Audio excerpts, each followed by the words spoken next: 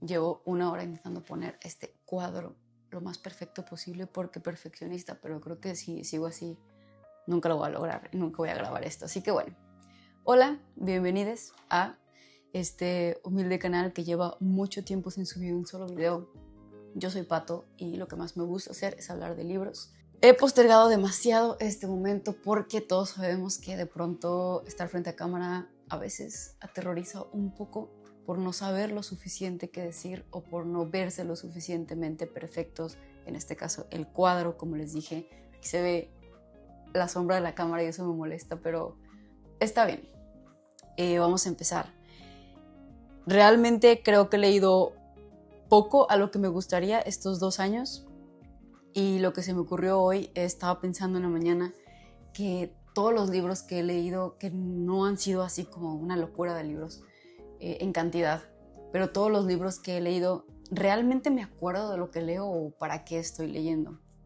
Y de hecho creo que es un tema que hablo mucho porque me perturba muchísimo si estoy perdiendo mi tiempo o si más bien mi memoria está muy mal. Y entonces se me ocurrió la idea de grabar este video con respecto a ver todos los libros que he leído en Goodreads. No sé si ubican esa aplicación, es una aplicación donde literalmente solo sirve para hablar de libros, por eso me encanta. Y ahí he puesto todos los libros que he leído, los que están ahí, porque hay libros que he leído que no tienen el ISBN, que es el número de registro del libro, digámoslo así, y entonces pues no están en Goodreads. Pero bueno, los que estén en Goodreads voy a intentar, no voy a intentar, se los voy a compartir y voy a intentar recordar lo más que pueda de qué trató cada libro, a ver si lo logro. Claramente no tengo un guión, solamente voy a confiar o intentar atenerme a mi memoria y compartirles un poco de mis lecturas, y si les gusta alguno, pues que vayan corriendo a su librería más cercana, lo compren y lo lean. Creo que este formato está hecho, a mí me gusta mucho escuchar, no sé por qué no me gusta escuchar podcast en Spotify, me gusta ponerlos en YouTube, pero ni siquiera los veo, me gusta ponerlos de fondo, entonces realmente solo los escucho, pero por alguna extraña razón me perturba escucharlos en Spotify. De repente como que de pronto volteo el ojo y veo a una persona hablando y me siento, no sé si decir acompañada o siento que la persona es real, en Spotify no tanto, así que espero yo poder ser en este momento alguien que puedan poner de fondo porque no hay mucho que ver aquí, pero espero sí haya mucho que escuchar. Entonces bueno, la aplicación de Goodreads, vamos a ir a mi perfil, a mis libros y vamos a ver todos los libros que he leído, que no son muchos, son 70. Si bien me considero una buena lectora, tengo un problema que es que me caso mucho con un libro que en su momento me ayudó con algo y entonces lo vuelvo a releer. Por ejemplo, un libro que he leído creo que 5 veces es El hombre en busca de sentido, porque siempre que me he sentido un poco apagada o que, pues no sé, me siento mentalmente mal, bajoneada, oscura, digámoslo así, como que es mi libro al que recurro, es mi almohada para abrazar. Y siempre, no sé, recuerdo algo, creo que he romantizado demasiado ese libro. Y así otros varios que he leído varias veces, solo porque me recuerdan el placer que sentí al leerlos por primera vez. Entonces, bueno, creo que ya tengo que aventurarme en nuevas lecturas. No están por orden, porque cuando descubrí la aplicación ya llevaba tiempo leyendo, así que pues nada más los voy a decir así como los puse en la aplicación. El primer libro es La magia del orden de Marie Kondo. Ese libro trata de, bueno, ¿por qué lo leí? Lo leí porque soy una obsesionada con el orden, entonces lo compartía en mi casa con mis amigos, con gente, y nadie me acompañaba en mi obsesión y eso me estaba desesperando mucho, así que encontré a esta autora y dije, necesito escuchar o más bien leer que alguien le dé la importancia al orden como yo se lo doy, así que lo leí. La verdad es que es un buen libro. Vi aquí que le puse 3 estrellas, no sé por qué, pero es un buen libro porque trata de cómo deshacerte de cosas, más que obviamente la magia del orden, de que la belleza de que todo esté ordenado, da muchos consejos acerca de cómo deshacerte de las cosas que crean el desorden en tu espacio.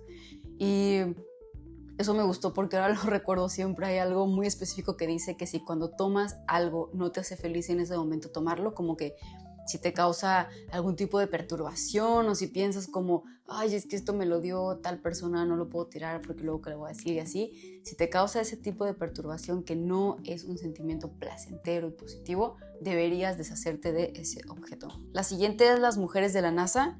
Es como biográfico, no tanto que lo haya escrito alguna mujer de la NASA que tuvo que ver con eso, pero hasta donde yo recuerdo es una blogger que entre que investiga cosas se da cuenta que hay mujeres que trabajaron en la NASA hace mucho tiempo, en los inicios, digamos, y nadie nunca habló de ellas, pues uno, probablemente por ser mujeres, y entonces decide ir a entrevistarlas para que ellas cuenten su propia historia dentro de la NASA. Eran estas mujeres a las que llamaban computadoras humanas antes de que existiera la computadora como tal, el objeto que conocemos, porque hacían todas las operaciones matemáticas en su cabeza y básicamente eran la base de la NASA y nadie las tomaba en cuenta por ser mujeres. Entonces este libro se trata de eso. La verdad sí recuerdo que me gustó mucho, lo leí aquí, dice en 2020 en la pandemia. Me gustó mucho justo por como la historia detrás de lo que nos han contado siempre, que nunca yo me imaginé que hubiera un cuarto lleno de mujeres que simplemente hacían operaciones, pues no simplemente, ¿verdad? Es súper grande, hacían operaciones matemáticas para todo lo que necesitaban de los ingenieros, y no eran solo como a veces tenemos a la mujer como que los primeros trabajos eran secretarias y tal, que obviamente no es para nada malo, no es para nada menos. Sin embargo, no tenemos en cuenta que también había estas mujeres que se notaba la gente que eran muy inteligentes, que tenían estas habilidades, y aún así, por el hecho de ser mujer, no les daban otros papeles como ingeniera, ¿no? Sino que solamente vas a hacer aquí mi calculadora. Es un buen libro, es basado en hechos reales y está narrado de una manera bastante amena, ¿no? Como que te puedes sentar una tarde simplemente a leerlo. El siguiente libro que tengo aquí es Verónica decide morir, de Paulo Coelho. La verdad es que Paulo Coelho no es mi autor favorito, pero específicamente ese libro de Verónica decide morir sí me atrapó. Sí, no sé, creo que al final es algo muy cliché, pero tal vez cuando estás en un momento de tu vida un tanto oscuro, te sientes acompañado por Verónica. Verónica, como su nombre lo dice, Verónica quiere quitarse la vida, está en un manicomio y el doctor le dice que le quedan tantos días de vida por una enfermedad que tiene, pero, o sea, ella, aunque realmente quiere que eso suceda, el doctor al parecer cambió como, de alguna manera se equivoca, no recuerdo bien qué, se equivoca con los estudios o los resultados de alguien más, y al final pues Verónica no era la que iba a tener que dejar este mundo. Pero como ella piensa que sí, entonces empieza a hacer todo lo que haría como por última vez y empieza a disfrutar muchísimo de la gente que la rodea, de la música, de cosas, y al final decide que realmente ella quiere vivir, le gusta muchísimo la vida, le gusta muchísimo todo lo que está disfrutando, ya más consciente, y ahora se vuelve muy perturbada y muy miedosa de perder la vida. Entonces, bueno, de eso se trata el libro. El final no se los voy a decir por si quieren leerlo. Es un libro bastante corto y muy ameno porque es Paulo Coelho. Y ya. El siguiente libro se llama True Love, Amor Verdadero, pero recuerdo que lo leí en inglés. Es un libro muy pequeñito de Thich Nhat Hanh. La verdad no sé cómo se pronuncia su nombre, pero es un libro de un autor que vive, estudia y escribe acerca del budismo.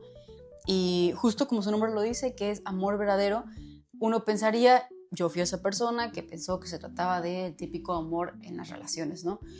Pero no, habla de realmente cómo construir el amor dentro de uno mismo y cómo trabajarlo y cómo vivirlo todos los días, y habla de cosas muy pequeñitas, ¿no? O sea, habla de cómo pelear con amor, habla de cómo admirar con amor, habla de cómo literalmente amar con amor, aunque suene muy redundante y muy tonto. Habla de muchos aspectos de la vida cotidiana, de cómo hacerlos verdaderamente con amor y desde el amor.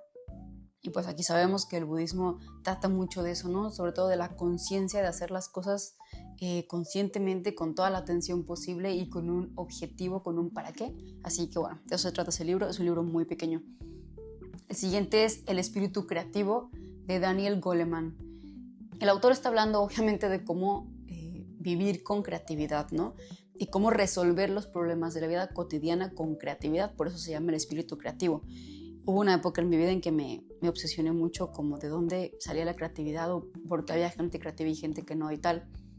Y la mayoría de los libros que habla de esto, spoiler alert, dicen que la creatividad la tenemos todos, claramente, pero que hay una razón específica, que es que los seres humanos pasamos de ser seres, digamos, los homos habilis, los homos, lo que quieran ponerle, que simplemente sobrevivían en el mundo exterior, pasamos de eso a ser lo que somos gracias a la creatividad, porque es un aspecto neurológico, algunas personas le quieren llamar espiritual, que no tiene ningún otro ser vivo. La creatividad tiene que ver con la memoria a corto y a largo plazo, y también tiene que ver mucho con la imaginación, imaginar cosas que no vemos, que no sentimos, que no existen como tal. Es una capacidad que hasta donde sabemos solo la tenemos los seres humanos, y gracias a eso pues hemos podido inventar toda una civilización que a un perro, a un león, a una hormiga pues no le pasan por la cabeza, ¿no? Entonces el autor habla de esto, y un ejemplo muy específico que pone es que había una familia en la que era una familia con una religión muy específica, no me acuerdo qué religión era, pero eran pues muy creyentes. Y su hijo de pronto adolescente sale con que llega con su mamá y le dice: yo no creo en eso es una tontería y yo no quiero tener esta religión, yo quiero tener esta otra. Y la mamá, en vez de ofenderse o decir: no, ¿cómo? Mira, estas son nuestras bases, esto es la formación de nuestra familia y tal, le dice: perfecto, pero tú no nada más puedes pasar de una religión a otra como tal. Las religiones son... merecen más bien un cierto respeto porque es la creencia de mucha gente, y al final pues es algo a lo que la gente prácticamente le da su vida, ¿no? Y que la gente basa su vida mucho en eso. Entonces la mamá le dice: tú no puedes nada más decir que crees en esto y que crees en esto. Si me dices que quieres creer en esto, entonces tienes que ser el mejor practicante del mundo de esta religión, así que ponte a estudiarla. Y lo manda a realmente estudiarla, a realmente vivirla, a conocer personas que tienen que ver con la religión y tal. Y no sabemos en qué acaba esa historia, pero el objetivo del autor compartiéndonos esto era decir que muchas veces cortamos la creatividad. En ese momento hablaba de los padres, pero que cortamos la creatividad porque cuando alguien nos dice algo que no nos parece, en vez de alimentar esa curiosidad, lo que hacemos es frenarla y obligar a que pertenezcan a algo en lo que no les causa curiosidad. Y al final la creatividad pues viene, como les digo, de la imaginación, pero eso también viene de la curiosidad. Así que prácticamente esa es la base de su libro. El siguiente libro se llama El ladrón de cerebros, comer cerezas con los ojos cerrados, de Pérez Tupinyá. Me voló la cabeza. Pérez Tupinyá es un hombre que un día se levantó y decidió que quería no solo estudiar neurociencia, sino que vivirla de primera mano, que experimentaran con él o que él pudiera tener la oportunidad de ver los experimentos igual, ¿no? de primera mano. Entonces se dedica a viajar, a hablar con los mejores neurocientíficos, neurólogos, médicos, psicólogos, psiquiatras, para entender lo más profundo de la mente, y más que de la mente, del cerebro humano, de cómo funcionamos. Es que pone ejemplos y experiencias loquísimas de accidentes que han tenido personas y que han perdido cierta parte del cerebro, que de pronto han tenido una parte extra del cerebro, que no se les ha desarrollado tal cosa, que de pronto perdieron, se quedaron inconscientes y se levantaron y de pronto sabían hablar un idioma que en su vida habían escuchado y lo sabían hablar súper bien porque algo se les movió en el cerebro, como cosas que parecen de película de ficción, y este hombre las documenta y nos explica perfectamente. Y ese libro me voló la cabeza por saber realmente qué tanto podríamos desarrollar nuestro cerebro si pues tuviéramos el tiempo primeramente, pero si nos pusiéramos en ello. El siguiente es Crear o Reventar, de Facundo Arana. Es uno de esos libros que no tienes que leer en orden, sino que si un día, no sé, sientes que no tienes una hoja en blanco y no sabes qué escribir, abres el libro y hay un capítulo que se llama La hoja en blanco, y entonces el autor te dice su experiencia con la hoja en blanco, algunos ejercicios que puedes hacer como para tu proceso, para poder de pronto alimentar y encender esa creatividad, o cómo empezar y tal. Entonces me parece que más que un libro informativo de conocimiento, podría ser como un manual de la creatividad. sigue El cerebro feliz de Dean Burnett y lo uno con El cerebro idiota de Dean Burnett. Estos son dos libros que yo siempre estoy recomendando porque esos fueron los primeros libros que yo leí de neurociencia y son una locura de libros. Dean Burnett es un neurocientífico, pero también es comediante, entonces se podrán imaginar su manera de escribir y de explicar algo tan complejo como la neurociencia. Dean Burnett solo lo hace súper sencillo, pone ejemplos increíbles de la vida diaria que a todo el mundo nos han pasado en algún momento, que todo el mundo hemos vivido. El cerebro idiota es básicamente como nuestro cerebro pareciera que está idiota porque pareciera súper básico cuando puede hacer tantas cosas, pero al mismo tiempo te demuestra cómo todos básicamente estamos hechos de lo mismo y pensamos y sentimos y experimentamos lo mismo. Y como todos de pronto nos inclinamos a hacer cosas muy tontas, por ejemplo, habla de que el sentido común es el menos común de los sentidos y te explica por qué. Y el cerebro feliz, la verdad no sé cuál de los dos fue primero. Según yo, el cerebro feliz fue el segundo libro de él.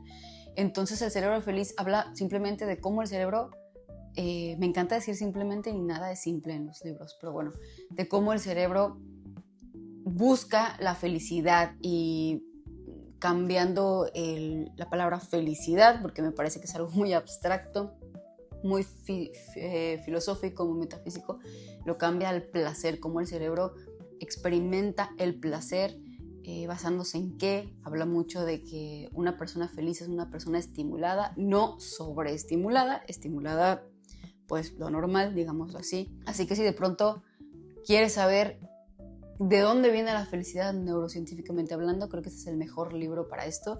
Y también si quieres saber un poco las bases de cómo funciona tu cabeza, El cerebro idiota es justamente el libro para eso. El siguiente es La educación del significado de la vida, de Jiddu Krishnamurti. Jiddu Krishnamurti fue en algún momento el premio Nobel de la Paz, si no me equivoco. Jiddu Krishnamurti tiene una historia muy interesante porque es un niño pues que lo arrebataron de su familia, se puede decir, porque lo arrebataron, si bien su padre lo dejó ir, al final pues él no quería porque era un niño, pero le estaban dando le estaban ofreciendo una mejor vida académicamente hablando, lo que su padre por su circunstancia de vida no le iba a poder pagar ni en sueños, y entonces alguien vio en él una deidad y decidió traerlo a su secta, porque al final era una secta, y él fue uno de los, en una religión específica que no recuerdo cuál es, pero él fue uno como de los más grandes de esa religión, digamos como la religión católica, no sé, será el papa, será algún obispo, será algún cardenal. Jiddu Krishnamurti llegó a hacer eso en esta otra religión,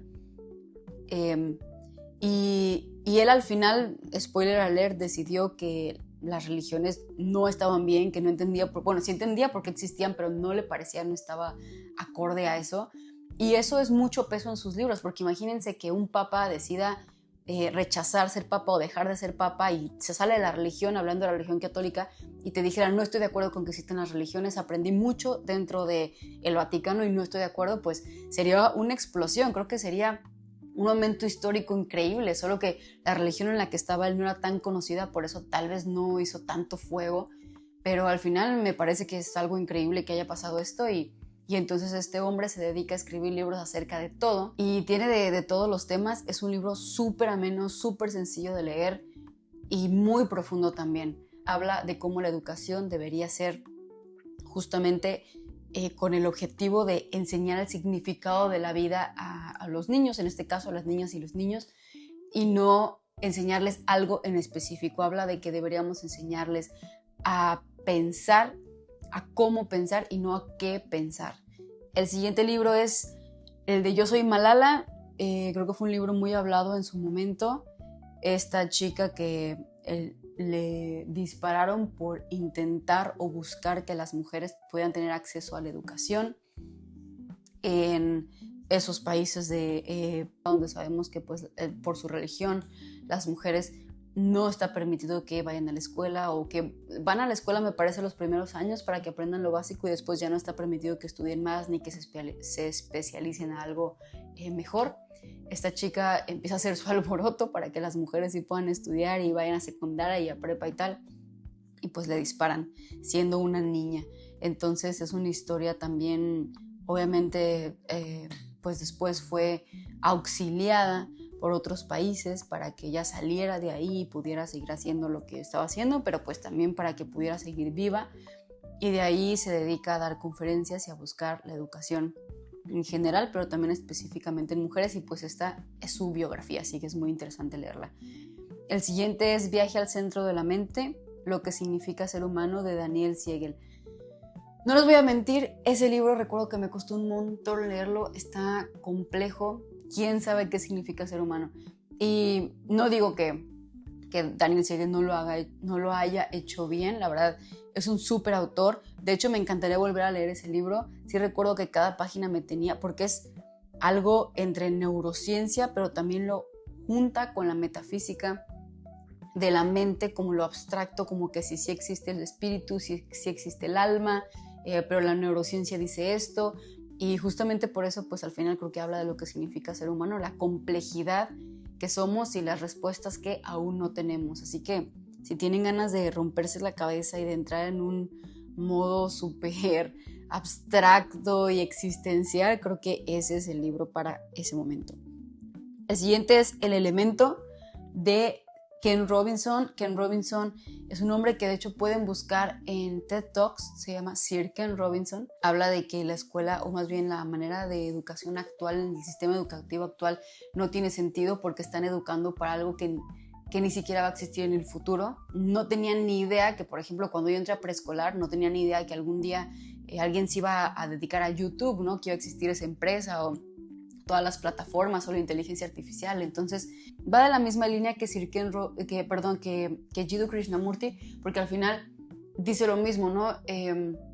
Deberíamos educar cómo pensar y no qué pensar. Deberíamos educar en cómo siempre tener más curiosidad, cómo seguir estudiando, cómo seguir construyéndonos como seres humanos. Habla mucho él sobre cómo parece que las escuelas solamente son un negocio para que las universidades cada vez tengan más personas, más dinero, sean más millonarias, y no realmente para que las personas pues estudien o aporten algo a la sociedad, ¿no? Algo de valor. El siguiente es Disney y el arte del servicio al cliente. Este lo leí la primera vez que trabajé en Disney porque quería llegar como muy pues informada, supongo, de lo que iba a hacer. Es un buen libro, la verdad. Si tienes una empresa, creo que es un buen libro para tener las bases de cómo Disney tiene el servicio al cliente, que sabemos que probablemente sea el servicio al cliente número 1 en el mundo en entretenimiento. El siguiente es La bailarina de Auschwitz. La bailarina de Auschwitz, escrito por Edith Eger. Edith Eger sigue viva. Es una mujer ya de más de 90 años. Esta mujer sobrevivió a los campos de concentración, fue alumna de Viktor Frankl, es psicóloga, y esta es su biografía. Es una biografía muy pesada porque ella lo que más le huye es justamente a su historia en los campos de concentración. Ahí perdió a su madre, que es lo que más ella amaba en el mundo. Y son páginas llenas de dolor porque la base de su biografía es que realmente la locura, la tristeza, todo el crimen, una pesadilla no se vivió dentro de un campo de concentración, sino al contrario de lo que creeríamos todos. En el momento en que sale de ahí fue cuando comenzó la verdadera pesadilla, porque se dio cuenta de que ya no tenía nada. Es un libro muy profundo, muy triste, muy sentimental. Lo escribe de primera mano, así que es un libro con el que puedes conectar, y uno de los pocos libros que están escritos por mujeres de pues esa parte de la historia de la Segunda Guerra Mundial. Oigan, la verdad es que ya van 30 minutos de este video, no me había dado cuenta, y apenas van 16 libros. Como les dije, creo que son 70 los que tengo aquí en Goodreads, así que esto va a ser increíblemente largo. Me parece que voy a hacer parte 2, 3, 4, no sé cuántas partes tengo que hacer para lograr los 70 libros. Espero que hasta aquí les haya gustado este video, que les haya llamado la atención algún libro, para que vayan corriendo a su librería más cercana a comprarlo y a leerlo. Si ya leyeron algún libro, me encantaría que en los comentarios me pusieran qué les pareció, si sí les gustó y si sí recordé bien de lo que se trata, porque tal vez dije puro disparate y no me acuerdo. Y si no han leído y les gustaría leer alguno y lo compran y lo leen, también me gustaría que me dijeran si les gustó la recomendación. Y nada, fue un gusto volver a estar aquí frente a esta cámara, en este espacio. Los veo en la segunda, tercera, cuarta, quinta, sexta parte, y Gracias por estar aquí y por favor, sigan leyendo.